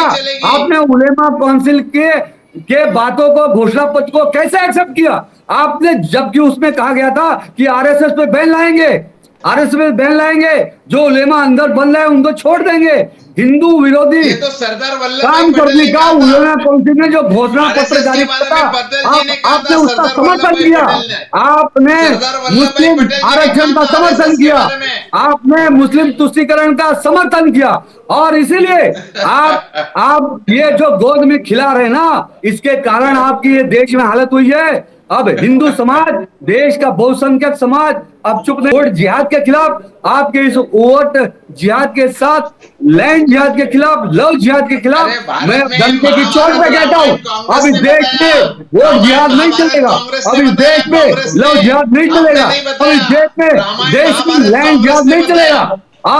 अब सारे जिहादियों को हम जमी दोस्त करेंगे, हम बुलडोजर चलाएंगे उसके ऊपर। और ध्यान रखो, जो हिंदू हित की बात करेगा, बहुसंख्यक हित की बात करेगा, वही देश पर राज करेगा। लेकिन शैलेश पांडे जी, 80% बहुसंख्यक हिंदुओं के अधिकार को उनको आप दरकिनार करके आप चंद लोगों के लिए देश को आप हिंदू की बात कर नहीं रहे कर शैलेश पांडे सकते। जी, आप चोरी देश के के मामले- शैलेश पांडे जी, अंदर हिंदू गोपाल तिवारी जी, और आज अरे इसीलिए गोपाल तिवारी जी, अब 15 में सीमित हो गए। जिहाद का समर्थन किया, आपने लैंड जिहाद का समर्थन किया, आपने लव जिहाद का समर्थन किया, लेकिन आपने शैलेश नुमानी पांडे का जी- समर्थन किया, आपने उलेमा काउंसिल के घोषणा पत्र का समर्थन किया। इसलिए आपका सुपड़ा साफ हो गया है। Correct है। और आने अच्छा, वाले शैलेश समय पांडे जी, में एक छोटा इस सवाल। महाराष्ट्र में आपको विरोधी अरे सर, मैं तो कुछ बोलता हूं। और विरोधी पक्ष शैलेश नेता का पांडे भी जी, पद नहीं मिल जय रहा सियाराम। है। ऐसी दुर्दशा कांग्रेस और एनडी अलायंस की आज तक कभी नहीं हुई थी। जय आज सियाराम हिंदू सर, सम्राट के अगर आपकी विचारधारा इजाजत हो तो को एक छोड़ने सवाल के पूछूं। कारण तो आखिर में अपनी मिट्टी पलीत कर ली है। शिवसेना को खत्म कर दिया, कांग्रेस खत्म हो गई महाराष्ट्र में। और शरद पवार भी रिटायर हो गए। आप करिए मुस्लिम तुष्टीकरण, आप करिए मुस्लिम तुष्टीकरण। अच्छा, हम शैलेश पांडे जी, हिंदू एक चीज। तुष्टीकरण करेंगे, हम शैलेश पांडे बहुसंख्यक जी, तुष्टीकरण करेंगे। शैलेश आपके पांडे जी, वोट जिहाद का जवाब महाराष्ट्र की जनता ने दे दिया है। धर्म युद्ध करके Very good, दिया है। wonderful। धर्म युद्ध जारी रहेगा। जय बजरंग बली। हम बहुसंख्यक और हिंदू समाज के हित के लिए काम करते रहेंगे। देश के हित के लिए हम काम करेंगे, महाराष्ट्र के हित के लिए हम काम करेंगे। महाराष्ट्र में विकास की गंगा बहाएंगे और हम ऐसे काम करते रहेंगे, करते रहेंगे। हम सिर्फ विकास करेंगे, विकास करेंगे, विकास करेंगे। लेकिन देखिए, चुनाव प्रचार जारी है। अच्छा, शैलेश पांडे जी, गोपाल तिवारी जी, एक second please. 40 Hindu mister Gopal Tiwari please. अरे आपके I am शासन still में conducting the पालघर show. में हिंदू साधु शर्म संतों आनी को चाहिए आपको। पुलिस के शर्म सामने आनी मरवा चाहिए दिया, आपको। आपको शर्म अरे आनी कश्मीर चाहिए। पंडितों को पालघर कैसे में नहीं साधु मर पाया? संतों को मणिपुर मरवा में दिया हिंदू आपने, जल रहे हैं आपके। हत्यार हो आप क्या हत्यारे। शर्म आती है पुलिस आपको? पालघर के आपको साधु नपुंसक संतों के किया हत्या का हाईकोर्ट ने। पाप लगाए हाईकोर्ट ने कांग्रेस नपुंसक को, इंडिया कहा अलायंस को, आपको। उद्धव क्या बात ठाकरे कर रहे को, हैं आप? शिवसेना को, वो पाप लगाए पालघर के साधु संतों का। जवानों को कुचलवा आप दिया जवाब दो आपने। ना, पालघर शर्म के आनी चाहिए। साधुओं को क्यों हिंदू मरवाया जवानों आपने, को, क्यों हिंदू मरवाया? आपकी सेना पुलिस के खड़ी थी, जवानों को फिर भी कुचलवा हाथ दिया पे आपने। छोड़ दिया। कैसे वहां पे कम्युनिस्ट पार्टी के लोगों ने मरवाया वहां पे? कुचलवा दिया आपने। आप हिंदू योगेश साधु खैरे संतों जी, को मरवाते हो, योगेश खैरे जी, आरएसएस के खिलाफ बात करते हो, आपको आप कुछ समझ आ रहा है स्वतंत्र सर? सावरकर को गालियां मुझे- देते हो। मुझे समझ में शर्म नहीं आ आनी रहा है। चाहिए आपको, शर्म आनी चाहिए आपको। अब आपसे पुष्टिकरण की नीति नहीं चलेगी। अब हिंदुस्तान का, महाराष्ट्र का हिंदू जाग गया है, महाराष्ट्र का हिंदू शैलेश पांडे हिंदुओं जी, की अलग जाग गई है। गृह अब मंत्रालय, आपके हर जिहाद का जवाब हम धर्म युद्ध से सर, होम देंगे, मिनिस्ट्री धर्म युद्ध आपके से हाथ में देंगे। है। शर्म आनी चाहिए आपको। शैलेश पांडे जी, होम आपको मिनिस्ट्री शर्म आनी आपके हाथ चाहिए। में है। पालघर के साधु सर, संतों शैलेश हत्या पांडे करोगे, जी, हत्यारे हो आप। शैलेश कांग्रेस पांडे हत्यारी है हिंदू जी, साधु संतों की। शैलेश आपको पांडे शर्म आनी जी, चाहिए। होम डूब मरना मिनिस्ट्री चाहिए चुल्लू स्टेट पर में पानी भी में, और सेंटर में डूब भी आपके मरना हाथ चाहिए में आपको। है। Palghar sir, central home minister प्रमुख यूनियन होम मुखिया था मिनिस्टर बीजेपी अमित का शाह था। साहब हैं। अरे शर्म आनी चाहिए। आपको पहली बार डिबेट करने की तमीज नहीं है। गोपाल तिवारी जी, आपको प्लीज। डिबेट करने की गोपाल तिवारी जी, तमीज I'll have to lower your microphone. के प्रवक्ताओं को गोपाल पहले तिवारी जी, इनके लिए मुझे आपका राजीव माइक्रोफोन को नीचे पहले करना पड़ेगा, इनका सर। अकेले में समझाओ डिबेट कैसे किया जाता है। Gopal Tiwari ji, this is not the way. Gopal Tiwari ji, आपको पूरा मौका दिया गया था, आपको पूरा मौका दिया गया था। उस वक्त शैलेश पांडे जी ने 5000 सिक्कों की आपके बीच हत्या में वो आपने नहीं की। बोले। और क्या कहा था राजीव गांधी ने? कोई बरगद का पेड़ गिरता है तो उसके नीचे लोग मरते ही है। 5000 सिखों की हत्याएं आपने करवाई दिल्ली में, देश के अंदर, देश के अंदर हिंदू मुसलमान के 100 से ज्यादा दंगे कांग्रेस के शासन में हुए। आज देश के बंटवारे में 10 लाख हिंदुओं की हत्या आपने करवाई। Please lower the mic to Mr. Gopal Tiwari. I don't want to hear it. हिंदुओं Let me go to Mr. Shailesh Pandey. भेजा गया। Mr. Pandey. कांग्रेस पार्टी जवाबदार है। Mr. Pandey, question to you. Pandey साहब, सवाल आपके लिए। Pandey sahab, home minister is mister Amit Shah. Pandey ji, आपको मेरी आवाज आ रही है सर? जवाबदार है। सर, आपको मेरी आवाज आ रही है कि नहीं? हत्याओं के जवाब सर, आपको मेरी आवाज आ रही है? शैलेश पांडे जी, मैं राजीव बजाज बोल रहा हूं। आप सर, मैं राजीव बजाज बोल रहा हूं। क्या आपको मेरी आवाज आ रही है? शैलेश पांडे जी, आदरणीय सम्माननीय Shailesh Pandey ji, can you lower his volume please? Lower volume please. The question is this. The Home Ministry so far has said we don't know what love jihad is. Love जिहाद नाम का क्राइम क्या होता है हमें मालूम नहीं है। शैलेश पांडे जी, ये लोकसभा के अंदर होम मिनिस्ट्री का आधिकारिक जवाब है। शैलेश पांडे जी, तो मैं उम्मीद करता हूं कि इस सेशन में लव जिहाद, लैंड जिहाद और क्या होता है, वोट जिहाद, वोट जिहाद, तो वोट जिहाद छोड़ दीजिए, लव जिहाद और लैंड जिहाद की जो परिभाषा है, मैं उम्मीद करता हूं वो शायद लोकसभा के पटल पर रखी जाएगी। शैलेश पांडे जी, क्या आप इसमें गृह मंत्रालय को लिखेंगे सर? शैलेश पांडे जी, प्लीज। देखिए, आज देश में जिस तरह के हालात हुए, जिस तरह से लैंड जिहाद, लव जिहाद, वोट जिहाद चल रहा है, आज हिंदू समाज आक्रोशित है और उसके आक्रोश के कारण ही आज महाराष्ट्र में हिंदू समाज ने वोट जिहाद के खिलाफ धर्म युद्ध किया है। और मैं ये, आप जो कहते हैं जो कायदा है या जी नहीं है, ये कायदा बनाया जाए, ये ऐसी समस्त हिंदू समाज की मांग है और हम ये मांग हमारे सरकार से भी करेंगे।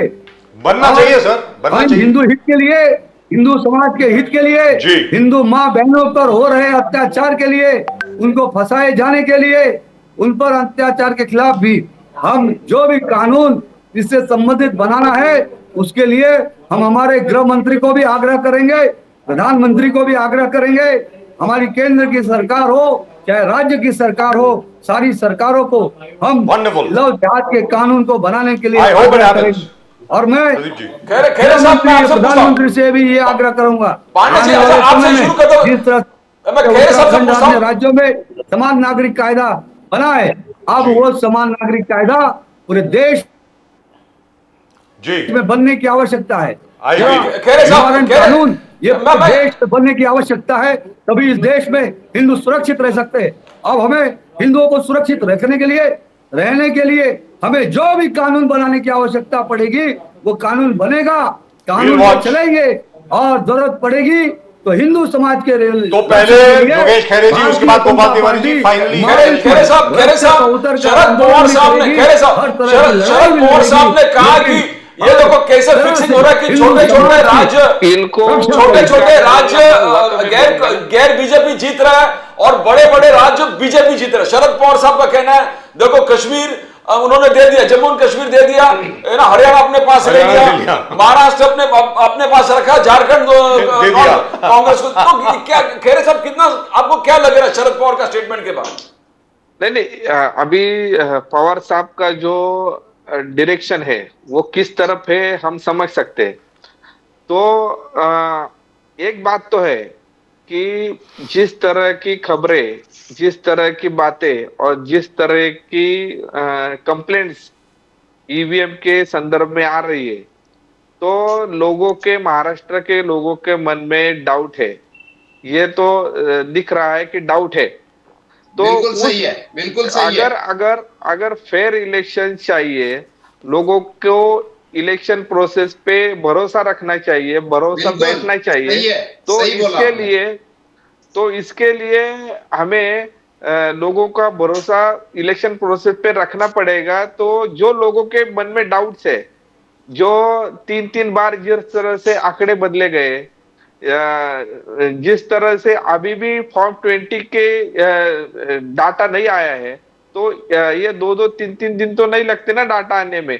और जो उधर जो आंकड़े मैच नहीं हो रहे हैं, जो आंकड़ों की जो धांधली दिख रही है, तो ये क्यों है, ये क्यों हो रहा है? ये इलेक्शन कमीशन को ये बातें क्लियर आउट करनी चाहिए कि ये बातें क्यों हुई है। तो लोगों के मन में जो डाउट है उसको निकालना चाहिए। तो ये इलेक्शन कमीशन की रिस्पॉन्सिबिलिटी है कि उन्होंने ये जो डाउट्स है वो एक तो क्लियर आउट करने चाहिए। और मैं आपको बताऊं कि 2019 से हम राज ठाकरे साहब है जिन्होंने ये ईवीएम के बारे में उसके खिलाफ वो बातें रखी है। और आज भी हमारी मांग वही है कि अगर इलेक्शन में कोई लोगों के मन में डाउट नहीं हो, उनका इलेक्शन प्रोसेस पे भरोसा रखे, और भरोसा रखना चाहिए, तो इलेक्शन बैलेट पेपर पे लेने चाहिए। और बैलेट पेपर पे अगर ईवीएम पे लेने चाहिए, तो ईवीएम पे लेना है तो लोगों के मन से जो जो डाउट्स है वो इलेक्शन कमीशन को निकालने चाहिए। Right. So back to Gopal Tiwari ji, Modi ji ने कहा राहुल गांधी जी को इलेक्टोरेट ने रिजेक्ट कर दिया है। राहुल गांधी जी देश के बाहर जाके इस देश का अपमानित करते, देश को भला बुरा कहता है, उससे ऐसे राहुल जी को देश ने रिजेक्ट कर दिया है। साउथ में जाके नॉर्थ को गाली देना, नॉर्थ में जाके साउथ को गाली देना, ये राहुल गांधी जी का एक आदत बन चुका है। और महाराष्ट्र के लोग इसको पहचान लिए, उनके झूठे नैरेटिव्स को पहचान लिए और टोटली आपको रिजेक्ट कर दिया। कितना सच्चाई है गोपाल जी इसमें? सर, ये इलेक्शन चुनाव आयोग का दुरुपयोग करके, इलेक्शन के प्रोसेस हत्या करके ये सब बातें कर रहे हैं, इसमें कोई तथ्य नहीं है। हमारे मित्र जो मनसे के जो पिता उन्होंने भी कहा है आंकड़ों में धांधली है, 3-3 बार आंकड़े बदल गए हैं, ये चोरी से सत्ता हथियाना चाहते हैं, इनके नियत में फटते पड़ गए हैं, इनकी नियत सही नहीं है। और देखो 4 महीने पहले अभी जो जहां पे आपने अभी कहा नांदेड़ में एक लोकसभा चुनाव में यहाँ पे सांसद चुन के आता और वहां पे सबके सब, ये कहाँ हो सकता है? कितनी हास्यास्पद बात है सर ये। नांदेड़ का जिक्र आपने किया अभी, और वहां के नांदेड़ लोकसभा के अंतर्गत एक ही दिन, एक ही वोटिंग के समय ऐसे कैसे हो सकता है सर? कि 6 असेंबली सीट बीजेपी को और कांग्रेस का एमपी जीत के आ रहा है। इतना उत्साह भी नहीं है लोगों में। लोगों के नजर में देखो, स्मशान शांतता है पूरे महाराष्ट्र में, कोई है क्या? कोई हर कहीं जाके कहाँ भी कितने पत्रकार लोगों के डिबेट चल रहे हैं, इंटरव्यू चल रहे हैं, हर कोई इनको मतलब हर कोई डाउट रखता है। कोई बिल्कुल फेयर इलेक्शन नहीं हो गए। So what do you ये want? तो सीधी बात है। So और ये what क्या- do you want? Tell us the solution. Solution क्या है? जैसे इन्होंने सीबीआई ईडी का दुरुपयोग किया, वैसा इलेक्शन कमीशन का दुरुपयोग करे। एक चुनाव एक स्टेट का अलग रखा, इतने पैसे बांटे, और देखो इन्होंने लोगों को गरीबी में रखा, और इतने गरीबी में रखा 10 साल के बाद कि बेचारे अपने सरवाइव के लिए 1500 लेके उनको वोट दे। इनकी तो इतनी नियत है खराब। और ये कोई है मतलब So it can't work 2.5 both साल ways, के मतलब- बाद लोकसभा चुनाव हारने के बाद 1500 रुपए दे के आप ये कर रहे हो। और अभी आज तो इसका मतलब EVM ठीक है। सर्कुलर निकला है कि जिस महिला के घर में वॉशिंग मशीन फ्रीज नहीं रहेगा उसको नहीं मिलेगी। ये क्या बात है? अभी करने दो इनको राज। गोपाल क्या तिवारी हालत जी है? 1% what is डिफरेंस the था solution? महायुति और एनडीए में। मनसे ने 1.5% वोट ले लिया, आपका तो सुपड़ा इसी साफ हो गया। हालत ठीक नहीं है इनकी। मनसे ने क्या है? 1.5% वोट ले लिया, आपका इलेक्शन सुपड़ा होता पूरा है तो साफ कर मॉरल दिया। बनता है इनका पूछने का। 1.5% वोट ये से सब- 1% आप आगे थे लोकसभा में, 1.5% मनसे ने लिया वोट, तो अपने आप आपको हारना ही था वोट शेयर के हिसाब से, बिकॉज 1.5% मनसे ने ले लिया है और बीजेपी इसमें पूरा सुपड़ा साफ कर दिया आपका। तो सर मैं यही बोल रहा हूँ, नांदेड़ में अगर ऐसा कहाँ हो सकता है क्या कि उसमें एक ही दिन एक ही चुनाव में नांदेड़ में सांसद चुन के आता है और स्टेट में असेंबली में इतना फर्क पड़ता है 25-25 वही 1.5% ले लिया ना मनसे ने, वोट अगर शेयर ले इनके लिया ना। पास नैतिकता नहीं है सर, 1% में इमोरलिटी लोकसभा सब में कर रहा आपने है। 31 और सीट सभी जीता था, ये 1% में। मैं नहीं कह रहा हूँ अब 1.5% इस तरफ गया तो आपका सुपड़ा साफ हो गया। 95 जगह में मैच नहीं हो रहा है। ये तो माइक्रो चोरी प्लानिंग है बीजेपी चोरी का, से माइक्रो सत्ता प्लानिंग, हथियाने का माइक्रो प्रयास नहीं तो प्लानिंग। और क्या है? क्या आपको नहीं लगता है देवेंद्र फडणवीस जी का माइक्रो प्लानिंग था? माइक्रो प्लानिंग काय सक्सेस का हो गया। Micro planning? चुनाव आयोग को हत्या के अरे उनके राजीव जी, उनको डिबेट आगे चल रहा है कि करके इंटरव्यू चल रहा है उनके गोपाल आगे तिवारी जी करके का? सब गलत आप काम बोलिए, करवा बोलिए, रहे पांडे जी, हैं। बोलिए। इसलिए मैं कह गोपाल रहा तिवारी हूं जी, कि, पांडे जी लोकतंत्र आपके पास आ रहा हूं, बचाने एक का सेकंड। ठेका sir Gopal political Tiwari party ji Congress ने को बड़ी इच्छा है अकेले बोलने ने नहीं की। लिया। वो इनका गोपाल तिवारी जी का सबका मैसेज moral जो है, बनना चाहिए, मीडिया एक का चीज, moral गोपाल तिवारी जी, बनना एक चाहिए, सेकंड। एडमिनिस्ट्रेशन का मॉरल चलना चाहिए। अरे गोपाल इनको तिवारी जी, एक शर्म मिनट। आनी चाहिए कि पब्लिक से हम जो पैसा लेते हैं, हमारा परिवार चलता है, सैलरी मिलती है। उन्होंने माशाल्लाह, क्या ईमानदार बात है। रहना अच्छा चाहिए। गोपाल तिवारी जी, ये भाषण जो है ये हमारे लिए है कि आपकी पार्टी के लिए? ईमानदार रहना चाहिए। सर अभी शैलेश जुडिशरी पांडे में जी, आप माइंड 2.5 मत साल कीजिएगा। हो गए। गोपाल ये तिवारी जी अपनी महाराष्ट्र भड़ास का निकाल रहे हैं कांग्रेस के इशू प्रति, इन्होंने आपके प्रति नहीं है। अभी तक 2.5 साल बस्ते में रख के दिया, क्या करेंगे? सर ये इनका लोग सब गुस्सा समझ कांग्रेस रहे के हैं, प्रति निकल रहा है, लोग सब बीजेपी समझ के प्रति रहे हैं। नहीं है। देखो इनको ये भी तो गद्दारी, इनको कहना चाहिए। चलिए और सर, क्या? Let's go to Shailesh Pandey ji. So you want ballot papers Rajiv ji, back? Shailesh Pandey ji, ये अरे यार गोपाल सवाल तो सुन लो तिवारी ना जी एक का सेकंड। इंटरव्यू चल अरे रहा शैलेश है जी या एक सेकंड, डिबेट एक सेकंड। चल रहा है, मुझे अरे तो समझ शैलेश में जी नहीं आ एक रहा। सेकंड, सवाल तो ये सुन लो। बार बार आप लोग इनसे ही प्रश्न करते हैं और ये है कि किसी को ये बोलने भी नहीं देते। सर वो गोपाल तिवारी जी की आदत है। अच्छा शैलेश पांडे जी, तो सबको बैलेट पेपर चाहिए जो जो हार गया है। अब आप बोले प्लीज। शैलेश पांडे जी, ईवीएम नहीं चाहिए। राजीव जी, shall I move? मेरे को कहीं पांडे जी जगह बोलिए, जाना है। बोलिए। बोलिए पांडे जी प्लीज। मैंने राजीव आप जी, गोपाल प्रदीप जी, तिवारी जी को मैं निकल सकता हूँ क्या? Yes sir, thank you very much sir, नमस्कार। जय आप हिंद सर। आदरणीय गोपाल तिवारी जी को चला- 1 घंटे का स्पेशल इंटरव्यू किया करिए। जी इनको कंटिन्यू पांडे जी मतलब ये बोलिए। डिबेट का मतलब ही नहीं समझते। जी बोलिए पांडे जी, बोलिए देखिए अभी इन्होंने जो बातें कही, जी तो मेरा सवाल कांग्रेस पार्टी और एनडीए अलायंस से ये है जी कि अभी अभी हाल ही में झारखंड में भी रिजल्ट आए जी और आए। झारखंड में एनडीए अलायंस जीत गए, तो उस रिजल्ट पे ये क्या कहेंगे? वहां पे ईवीएम मशीन पे का क्या कहेंगे ये? वहां पे ईवीएम मशीन वहाँ ठीक पे- है, वहां की ईवीएम मशीन ठीक थी, बिल्कुल ठीक वहां थी। की चुनाव आयोग ठीक था, वहां पे बिल्कुल वहां ठीक की था। चुनाव आयोग की प्रणाली ठीक थी। बिल्कुल जम्मू कश्मीर में भारतीय जनता पार्टी हार गई, जी। तो वहां का चुनाव प्रणाली ठीक था, वहां का जी। चुनाव आयोग ठीक था, वहां का ईवीएम मशीन ठीक था। महाराष्ट्र में भारतीय जनता पार्टी जीतती है तो वहां ईवीएम खराब, वहां का चुनाव आयोग बिका हुआ, वहां की चुनाव प्रणाली बिकी हुई। ये दोगलापन है कांग्रेस पार्टी का, एनडीए अलायंस का। और ये जो कह रहे हैं कि महाराष्ट्र की जनता सब देख रही है, महाराष्ट्र की जनता सब जान रही है, अरे तो भैया महाराष्ट्र की जनता सब जान रही है, जान रही थी, जान गई। इसीलिए तो भारतीय जनता पार्टी महायुति को थंपिंग मेजॉरिटी दिया, क्योंकि महायुति ने अच्छा काम किया। तो इस पर महाराष्ट्र की जनता ने जो निर्णय लिया है, भारतीय जनता पार्टी महायुति की सरकार लाई है, तो इस पर आपको जलन क्यों हो रही है? आपको बर्नल की आवश्यकता क्यों हो गई? आपको क्यों पीड़ा हो रही है?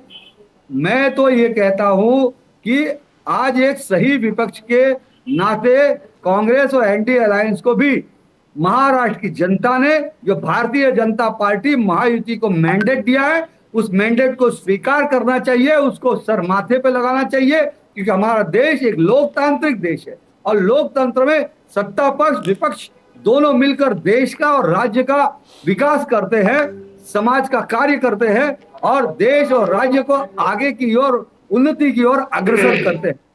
लेकिन ये साथ ना देकर हर बात में टीका टिप्पणी करना, ये मैं इनका दोगलापन मानता हूं, इनका ये एक अनुचित कदम मानता हूं। और मैं तो भगवान से ही प्रार्थना कर सकता हूं कि भगवान इनको सद्बुद्धि दे। लेकिन मुझे पूरा भरोसा है कि जब तक राहुल गांधी के दिमाग से देश के स्वतंत्र वीर सावरकर के बारे में उनके मन में जो घृणा है, जो गाली है, वो जब तक उनके दिमाग से खत्म नहीं होता, तब तक कांग्रेस पार्टी की देशभक्त वाली जो विचारधारा है वो इनमें नहीं आ सकती। क्योंकि जो स्वतंत्र वीर सावरकर को गाली देते हैं, स्वतंत्र वीर सावरकर पे टिप्पणी करते हैं, वो देश के बारे में, देश के हित के बारे में सही बात कह ही नहीं सकते।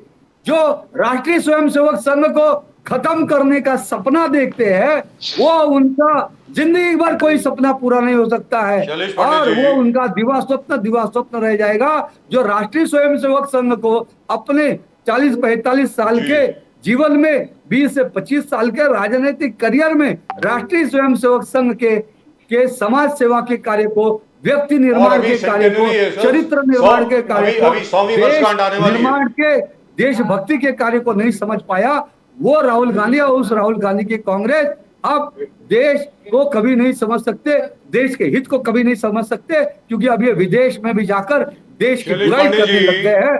और ये बात महाराष्ट्र की जनता समझ चुकी है सर, वो तो वोट दे दिए ना उन्होंने। इसलिए अब भारतीय जनता पार्टी महायुति पर भरोसा है और इसी की सरकार महाराष्ट्र की जनता ने दिया है। चलते चलते ये भी बता दें मुख्यमंत्री कौन बन रहा है सर, ये भी बता दीजिए।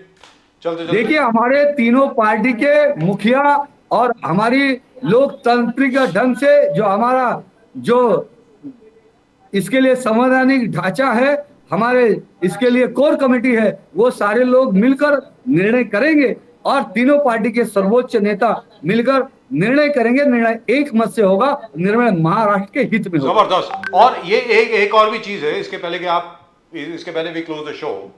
सर क्या है कि जैसे मैंने योगेश खैरे साहब से पूछा कि अब आगे क्या, उन्होंने बताया कि एमएनएस में हम लोग ये सब करने वाले हैं और अभी तक मराठी मानुस के लिए हमने लड़ाई लड़ी है, आगे भी लड़ेंगे, महाराष्ट्र के हित के लिए लड़ेंगे, ये सब करेंगे।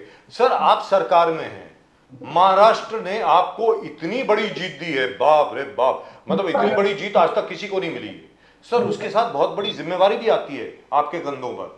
तो अब प्रायोरिटीज बीजेपी के प्रवक्ता के तौर पे मैं आपसे नहीं पूछ रहा हूं, शैलेश पांडे जी आप क्या चाहेंगे कि आपकी सरकार महाराष्ट्र के लिए अब क्या करे, बताएं प्लीज।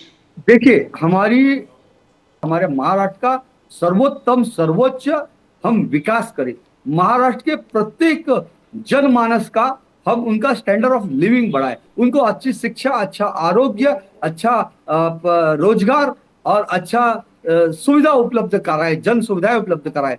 और जो देश के यशस्वी प्रधानमंत्री आदरणीय नरेंद्र मोदी जी ने संकल्प लिया है कि 2047 तक हमको संपूर्ण देश को, भारत को विकसित राष्ट्र बनाना है, भारत माता को विश्व गुरु बनाना है, उस संकल्प को पूरा करने के लिए महाराष्ट्र का सर्वोच्च हम अपनी तरफ से अपना अनुदान देंगे।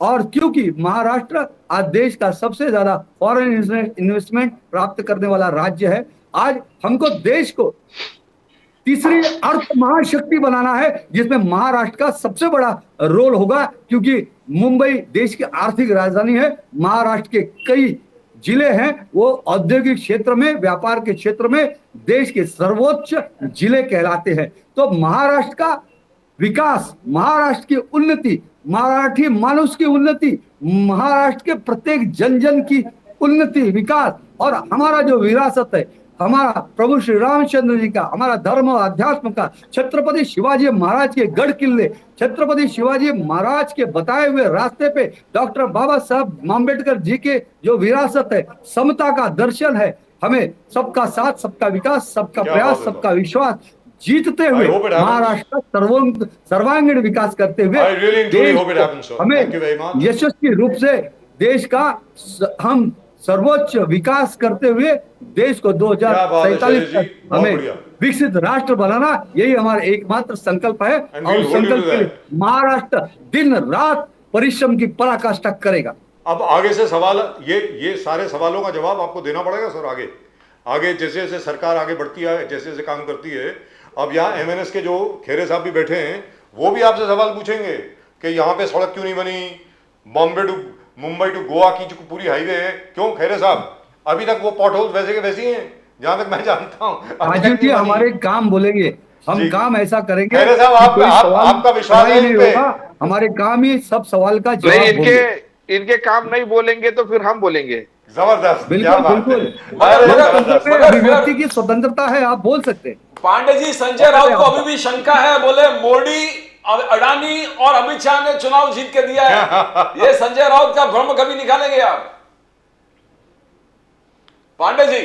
अब मुझे हाँ लगता जी नहीं, प्रदीप जी, अब संजय राउत ही रिपीट नहीं होंगे राज्यसभा में। संजय राउत, प्रदीप जी हाँ, क्या प्रश्न किए?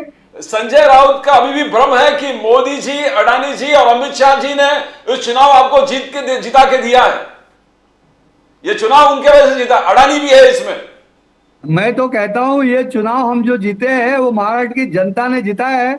लेकिन अगर मैं एक मजाकिया तौर पे कहूं तो संजय राउत ने ये चुनाव जिताया हमको, उनका बहुत बहुत धन्यवाद। जी, देख संजय राउत जी की कंट्रीब्यूशन को कोई इनकार नहीं कर सकता, सीधी बात हाँ, है। बिल्कुल। पर लेकिन इस बार बेचारे तो उद्धव ठाकरे जी को न शरद पवार जी के पास ले जाके गोद में बिठाते, न शिवसेना को खत्म करते, न महाराष्ट्र की जनता भारतीय जनता पार्टी को इतना बड़ा मैंडेट देती। क्या बात है साहब। तो आपने जो धन्यवाद दिया संजय राउत जी को, वो हम उनको दिया ना उन तक जरूर धन्यवाद। पहुंचा देंगे। मजाकिया तौर पे जिस तरह से वो मजाक करते हैं और वो क्या वो बीच में कहते थे ना उनको, हरामखोर को क्या बोलते थे वो इंग्लिश शब्द?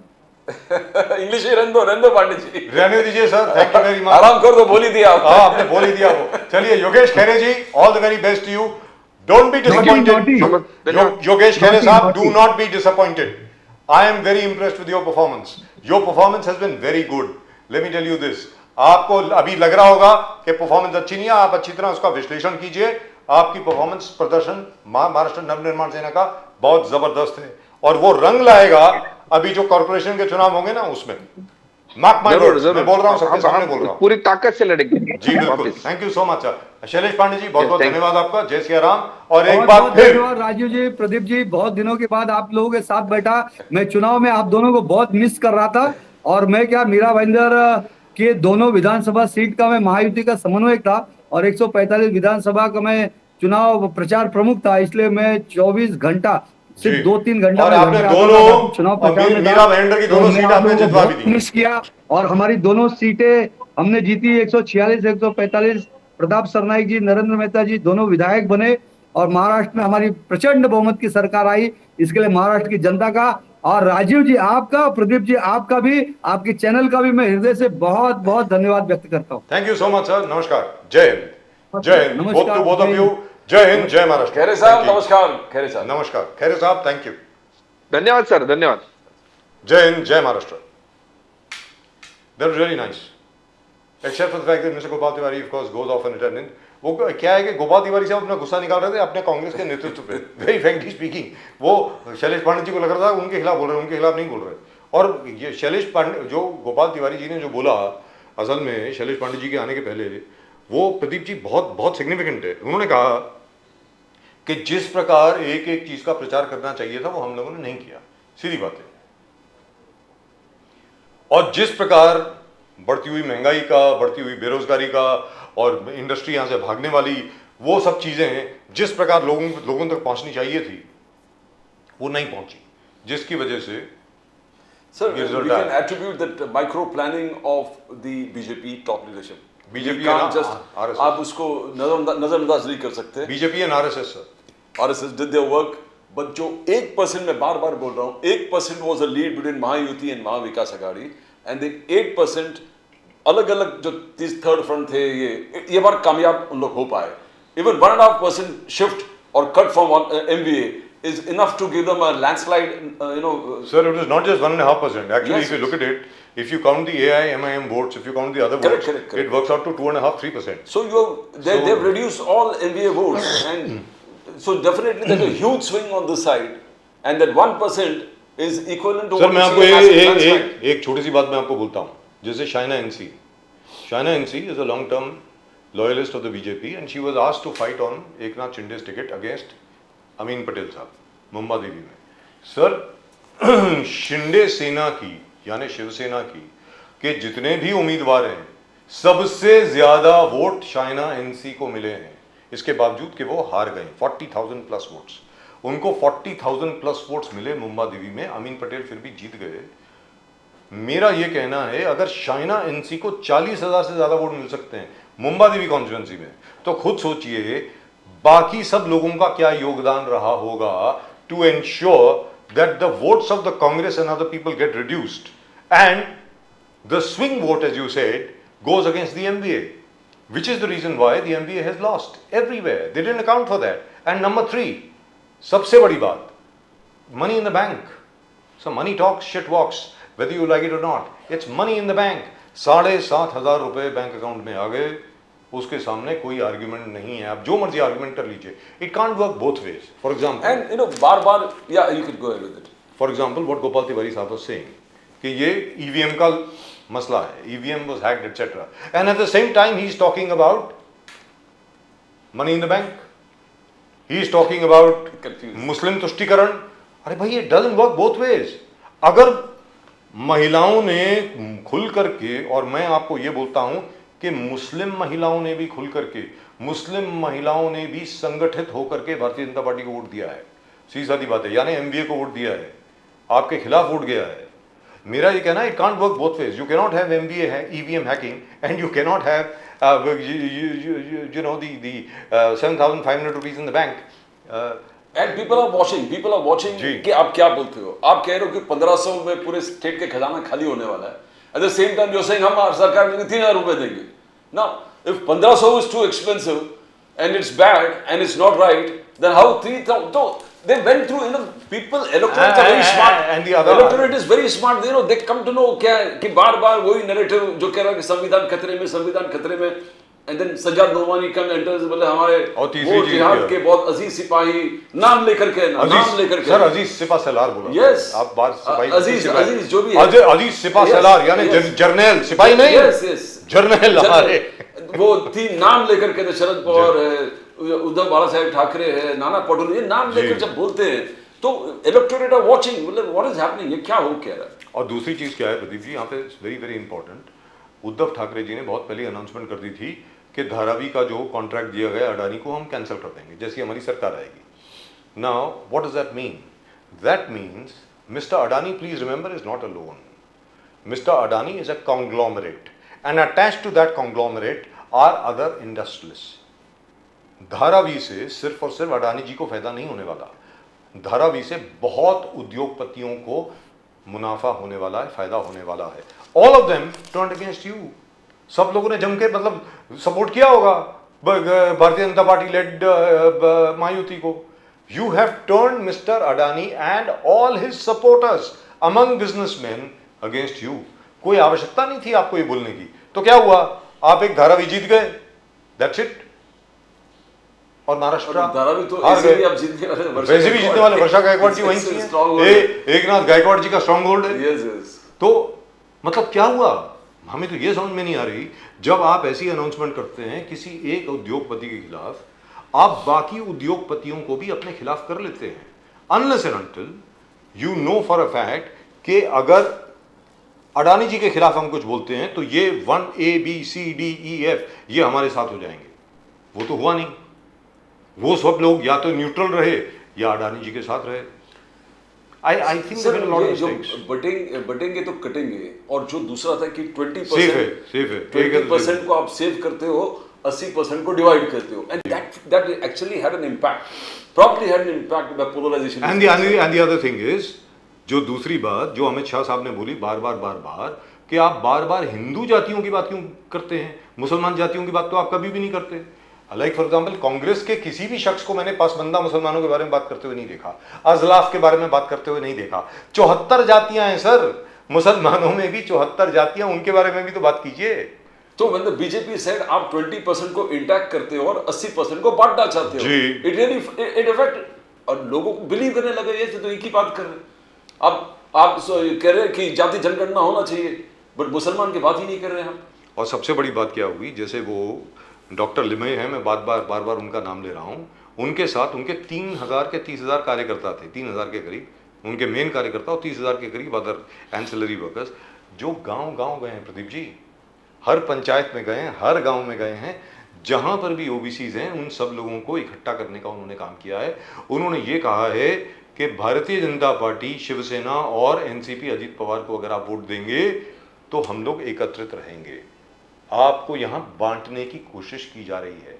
जो आपने कहा ना कटेंगे तो बटेंगे, उसका एक्चुअल इंपैक्ट हुआ है, लोगों में हुआ है.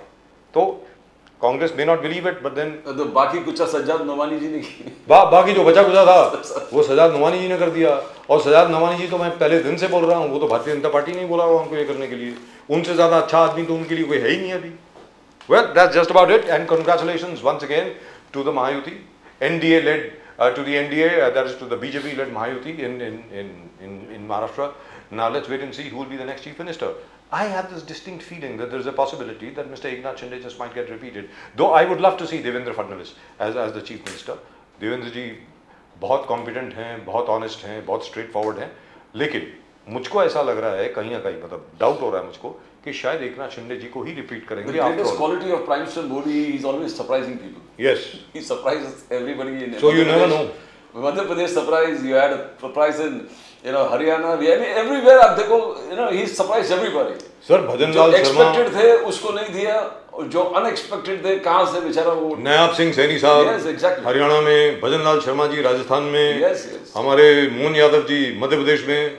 तो हो सकता है कोई ऐसे ही आ जाए यहाँ पे, कोई बड़ी बात नहीं है. It's full of surprises. Yes. So are we looking at Prakash Javadekar? Anyway, God knows. I don't know. Could also be some bureaucrat that we have never heard of, or some RSS karyakarta that we have not heard of.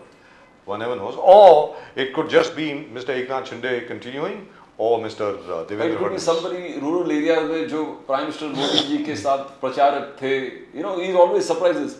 अचानक he just pick him up and say yes. जैसे मनोहर लाल खट्टर साहब को पता नहीं कहां से उठा करके मुख्यमंत्री बना दिया हरियाणा का, क्योंकि they used to share the same room.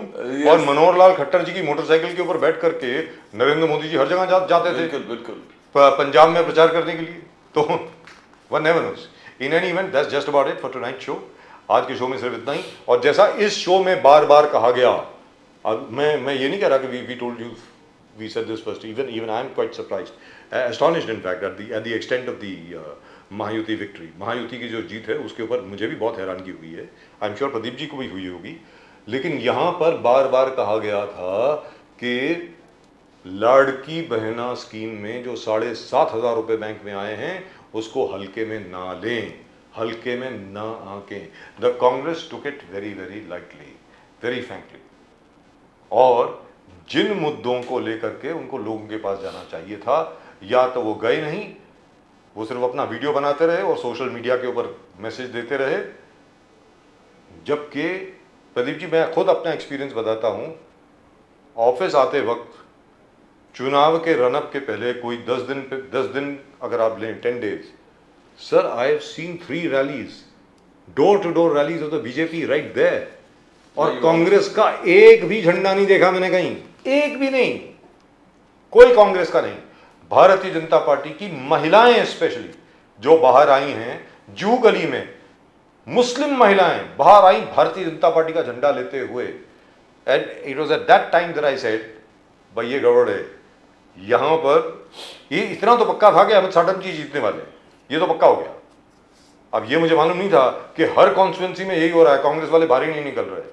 तो Congress has to do a lot of introspection and find out. Well that's just about it. Learn new tricks. I mean, the role That's being right. all over. संविधान खतरे में है, जाति जनगणना, I think it's all sir वो over. एक बार चल गया बस, Yes, yes. वो एक बार चल गया, अब बार बार नहीं चलेगा। जैसे हिंदुस्तानी क्रिकेट टीम जो है वो पहला टेस्ट मैच जीत गई है ये at Perth, now they will have to think of something new for the Brisbane test.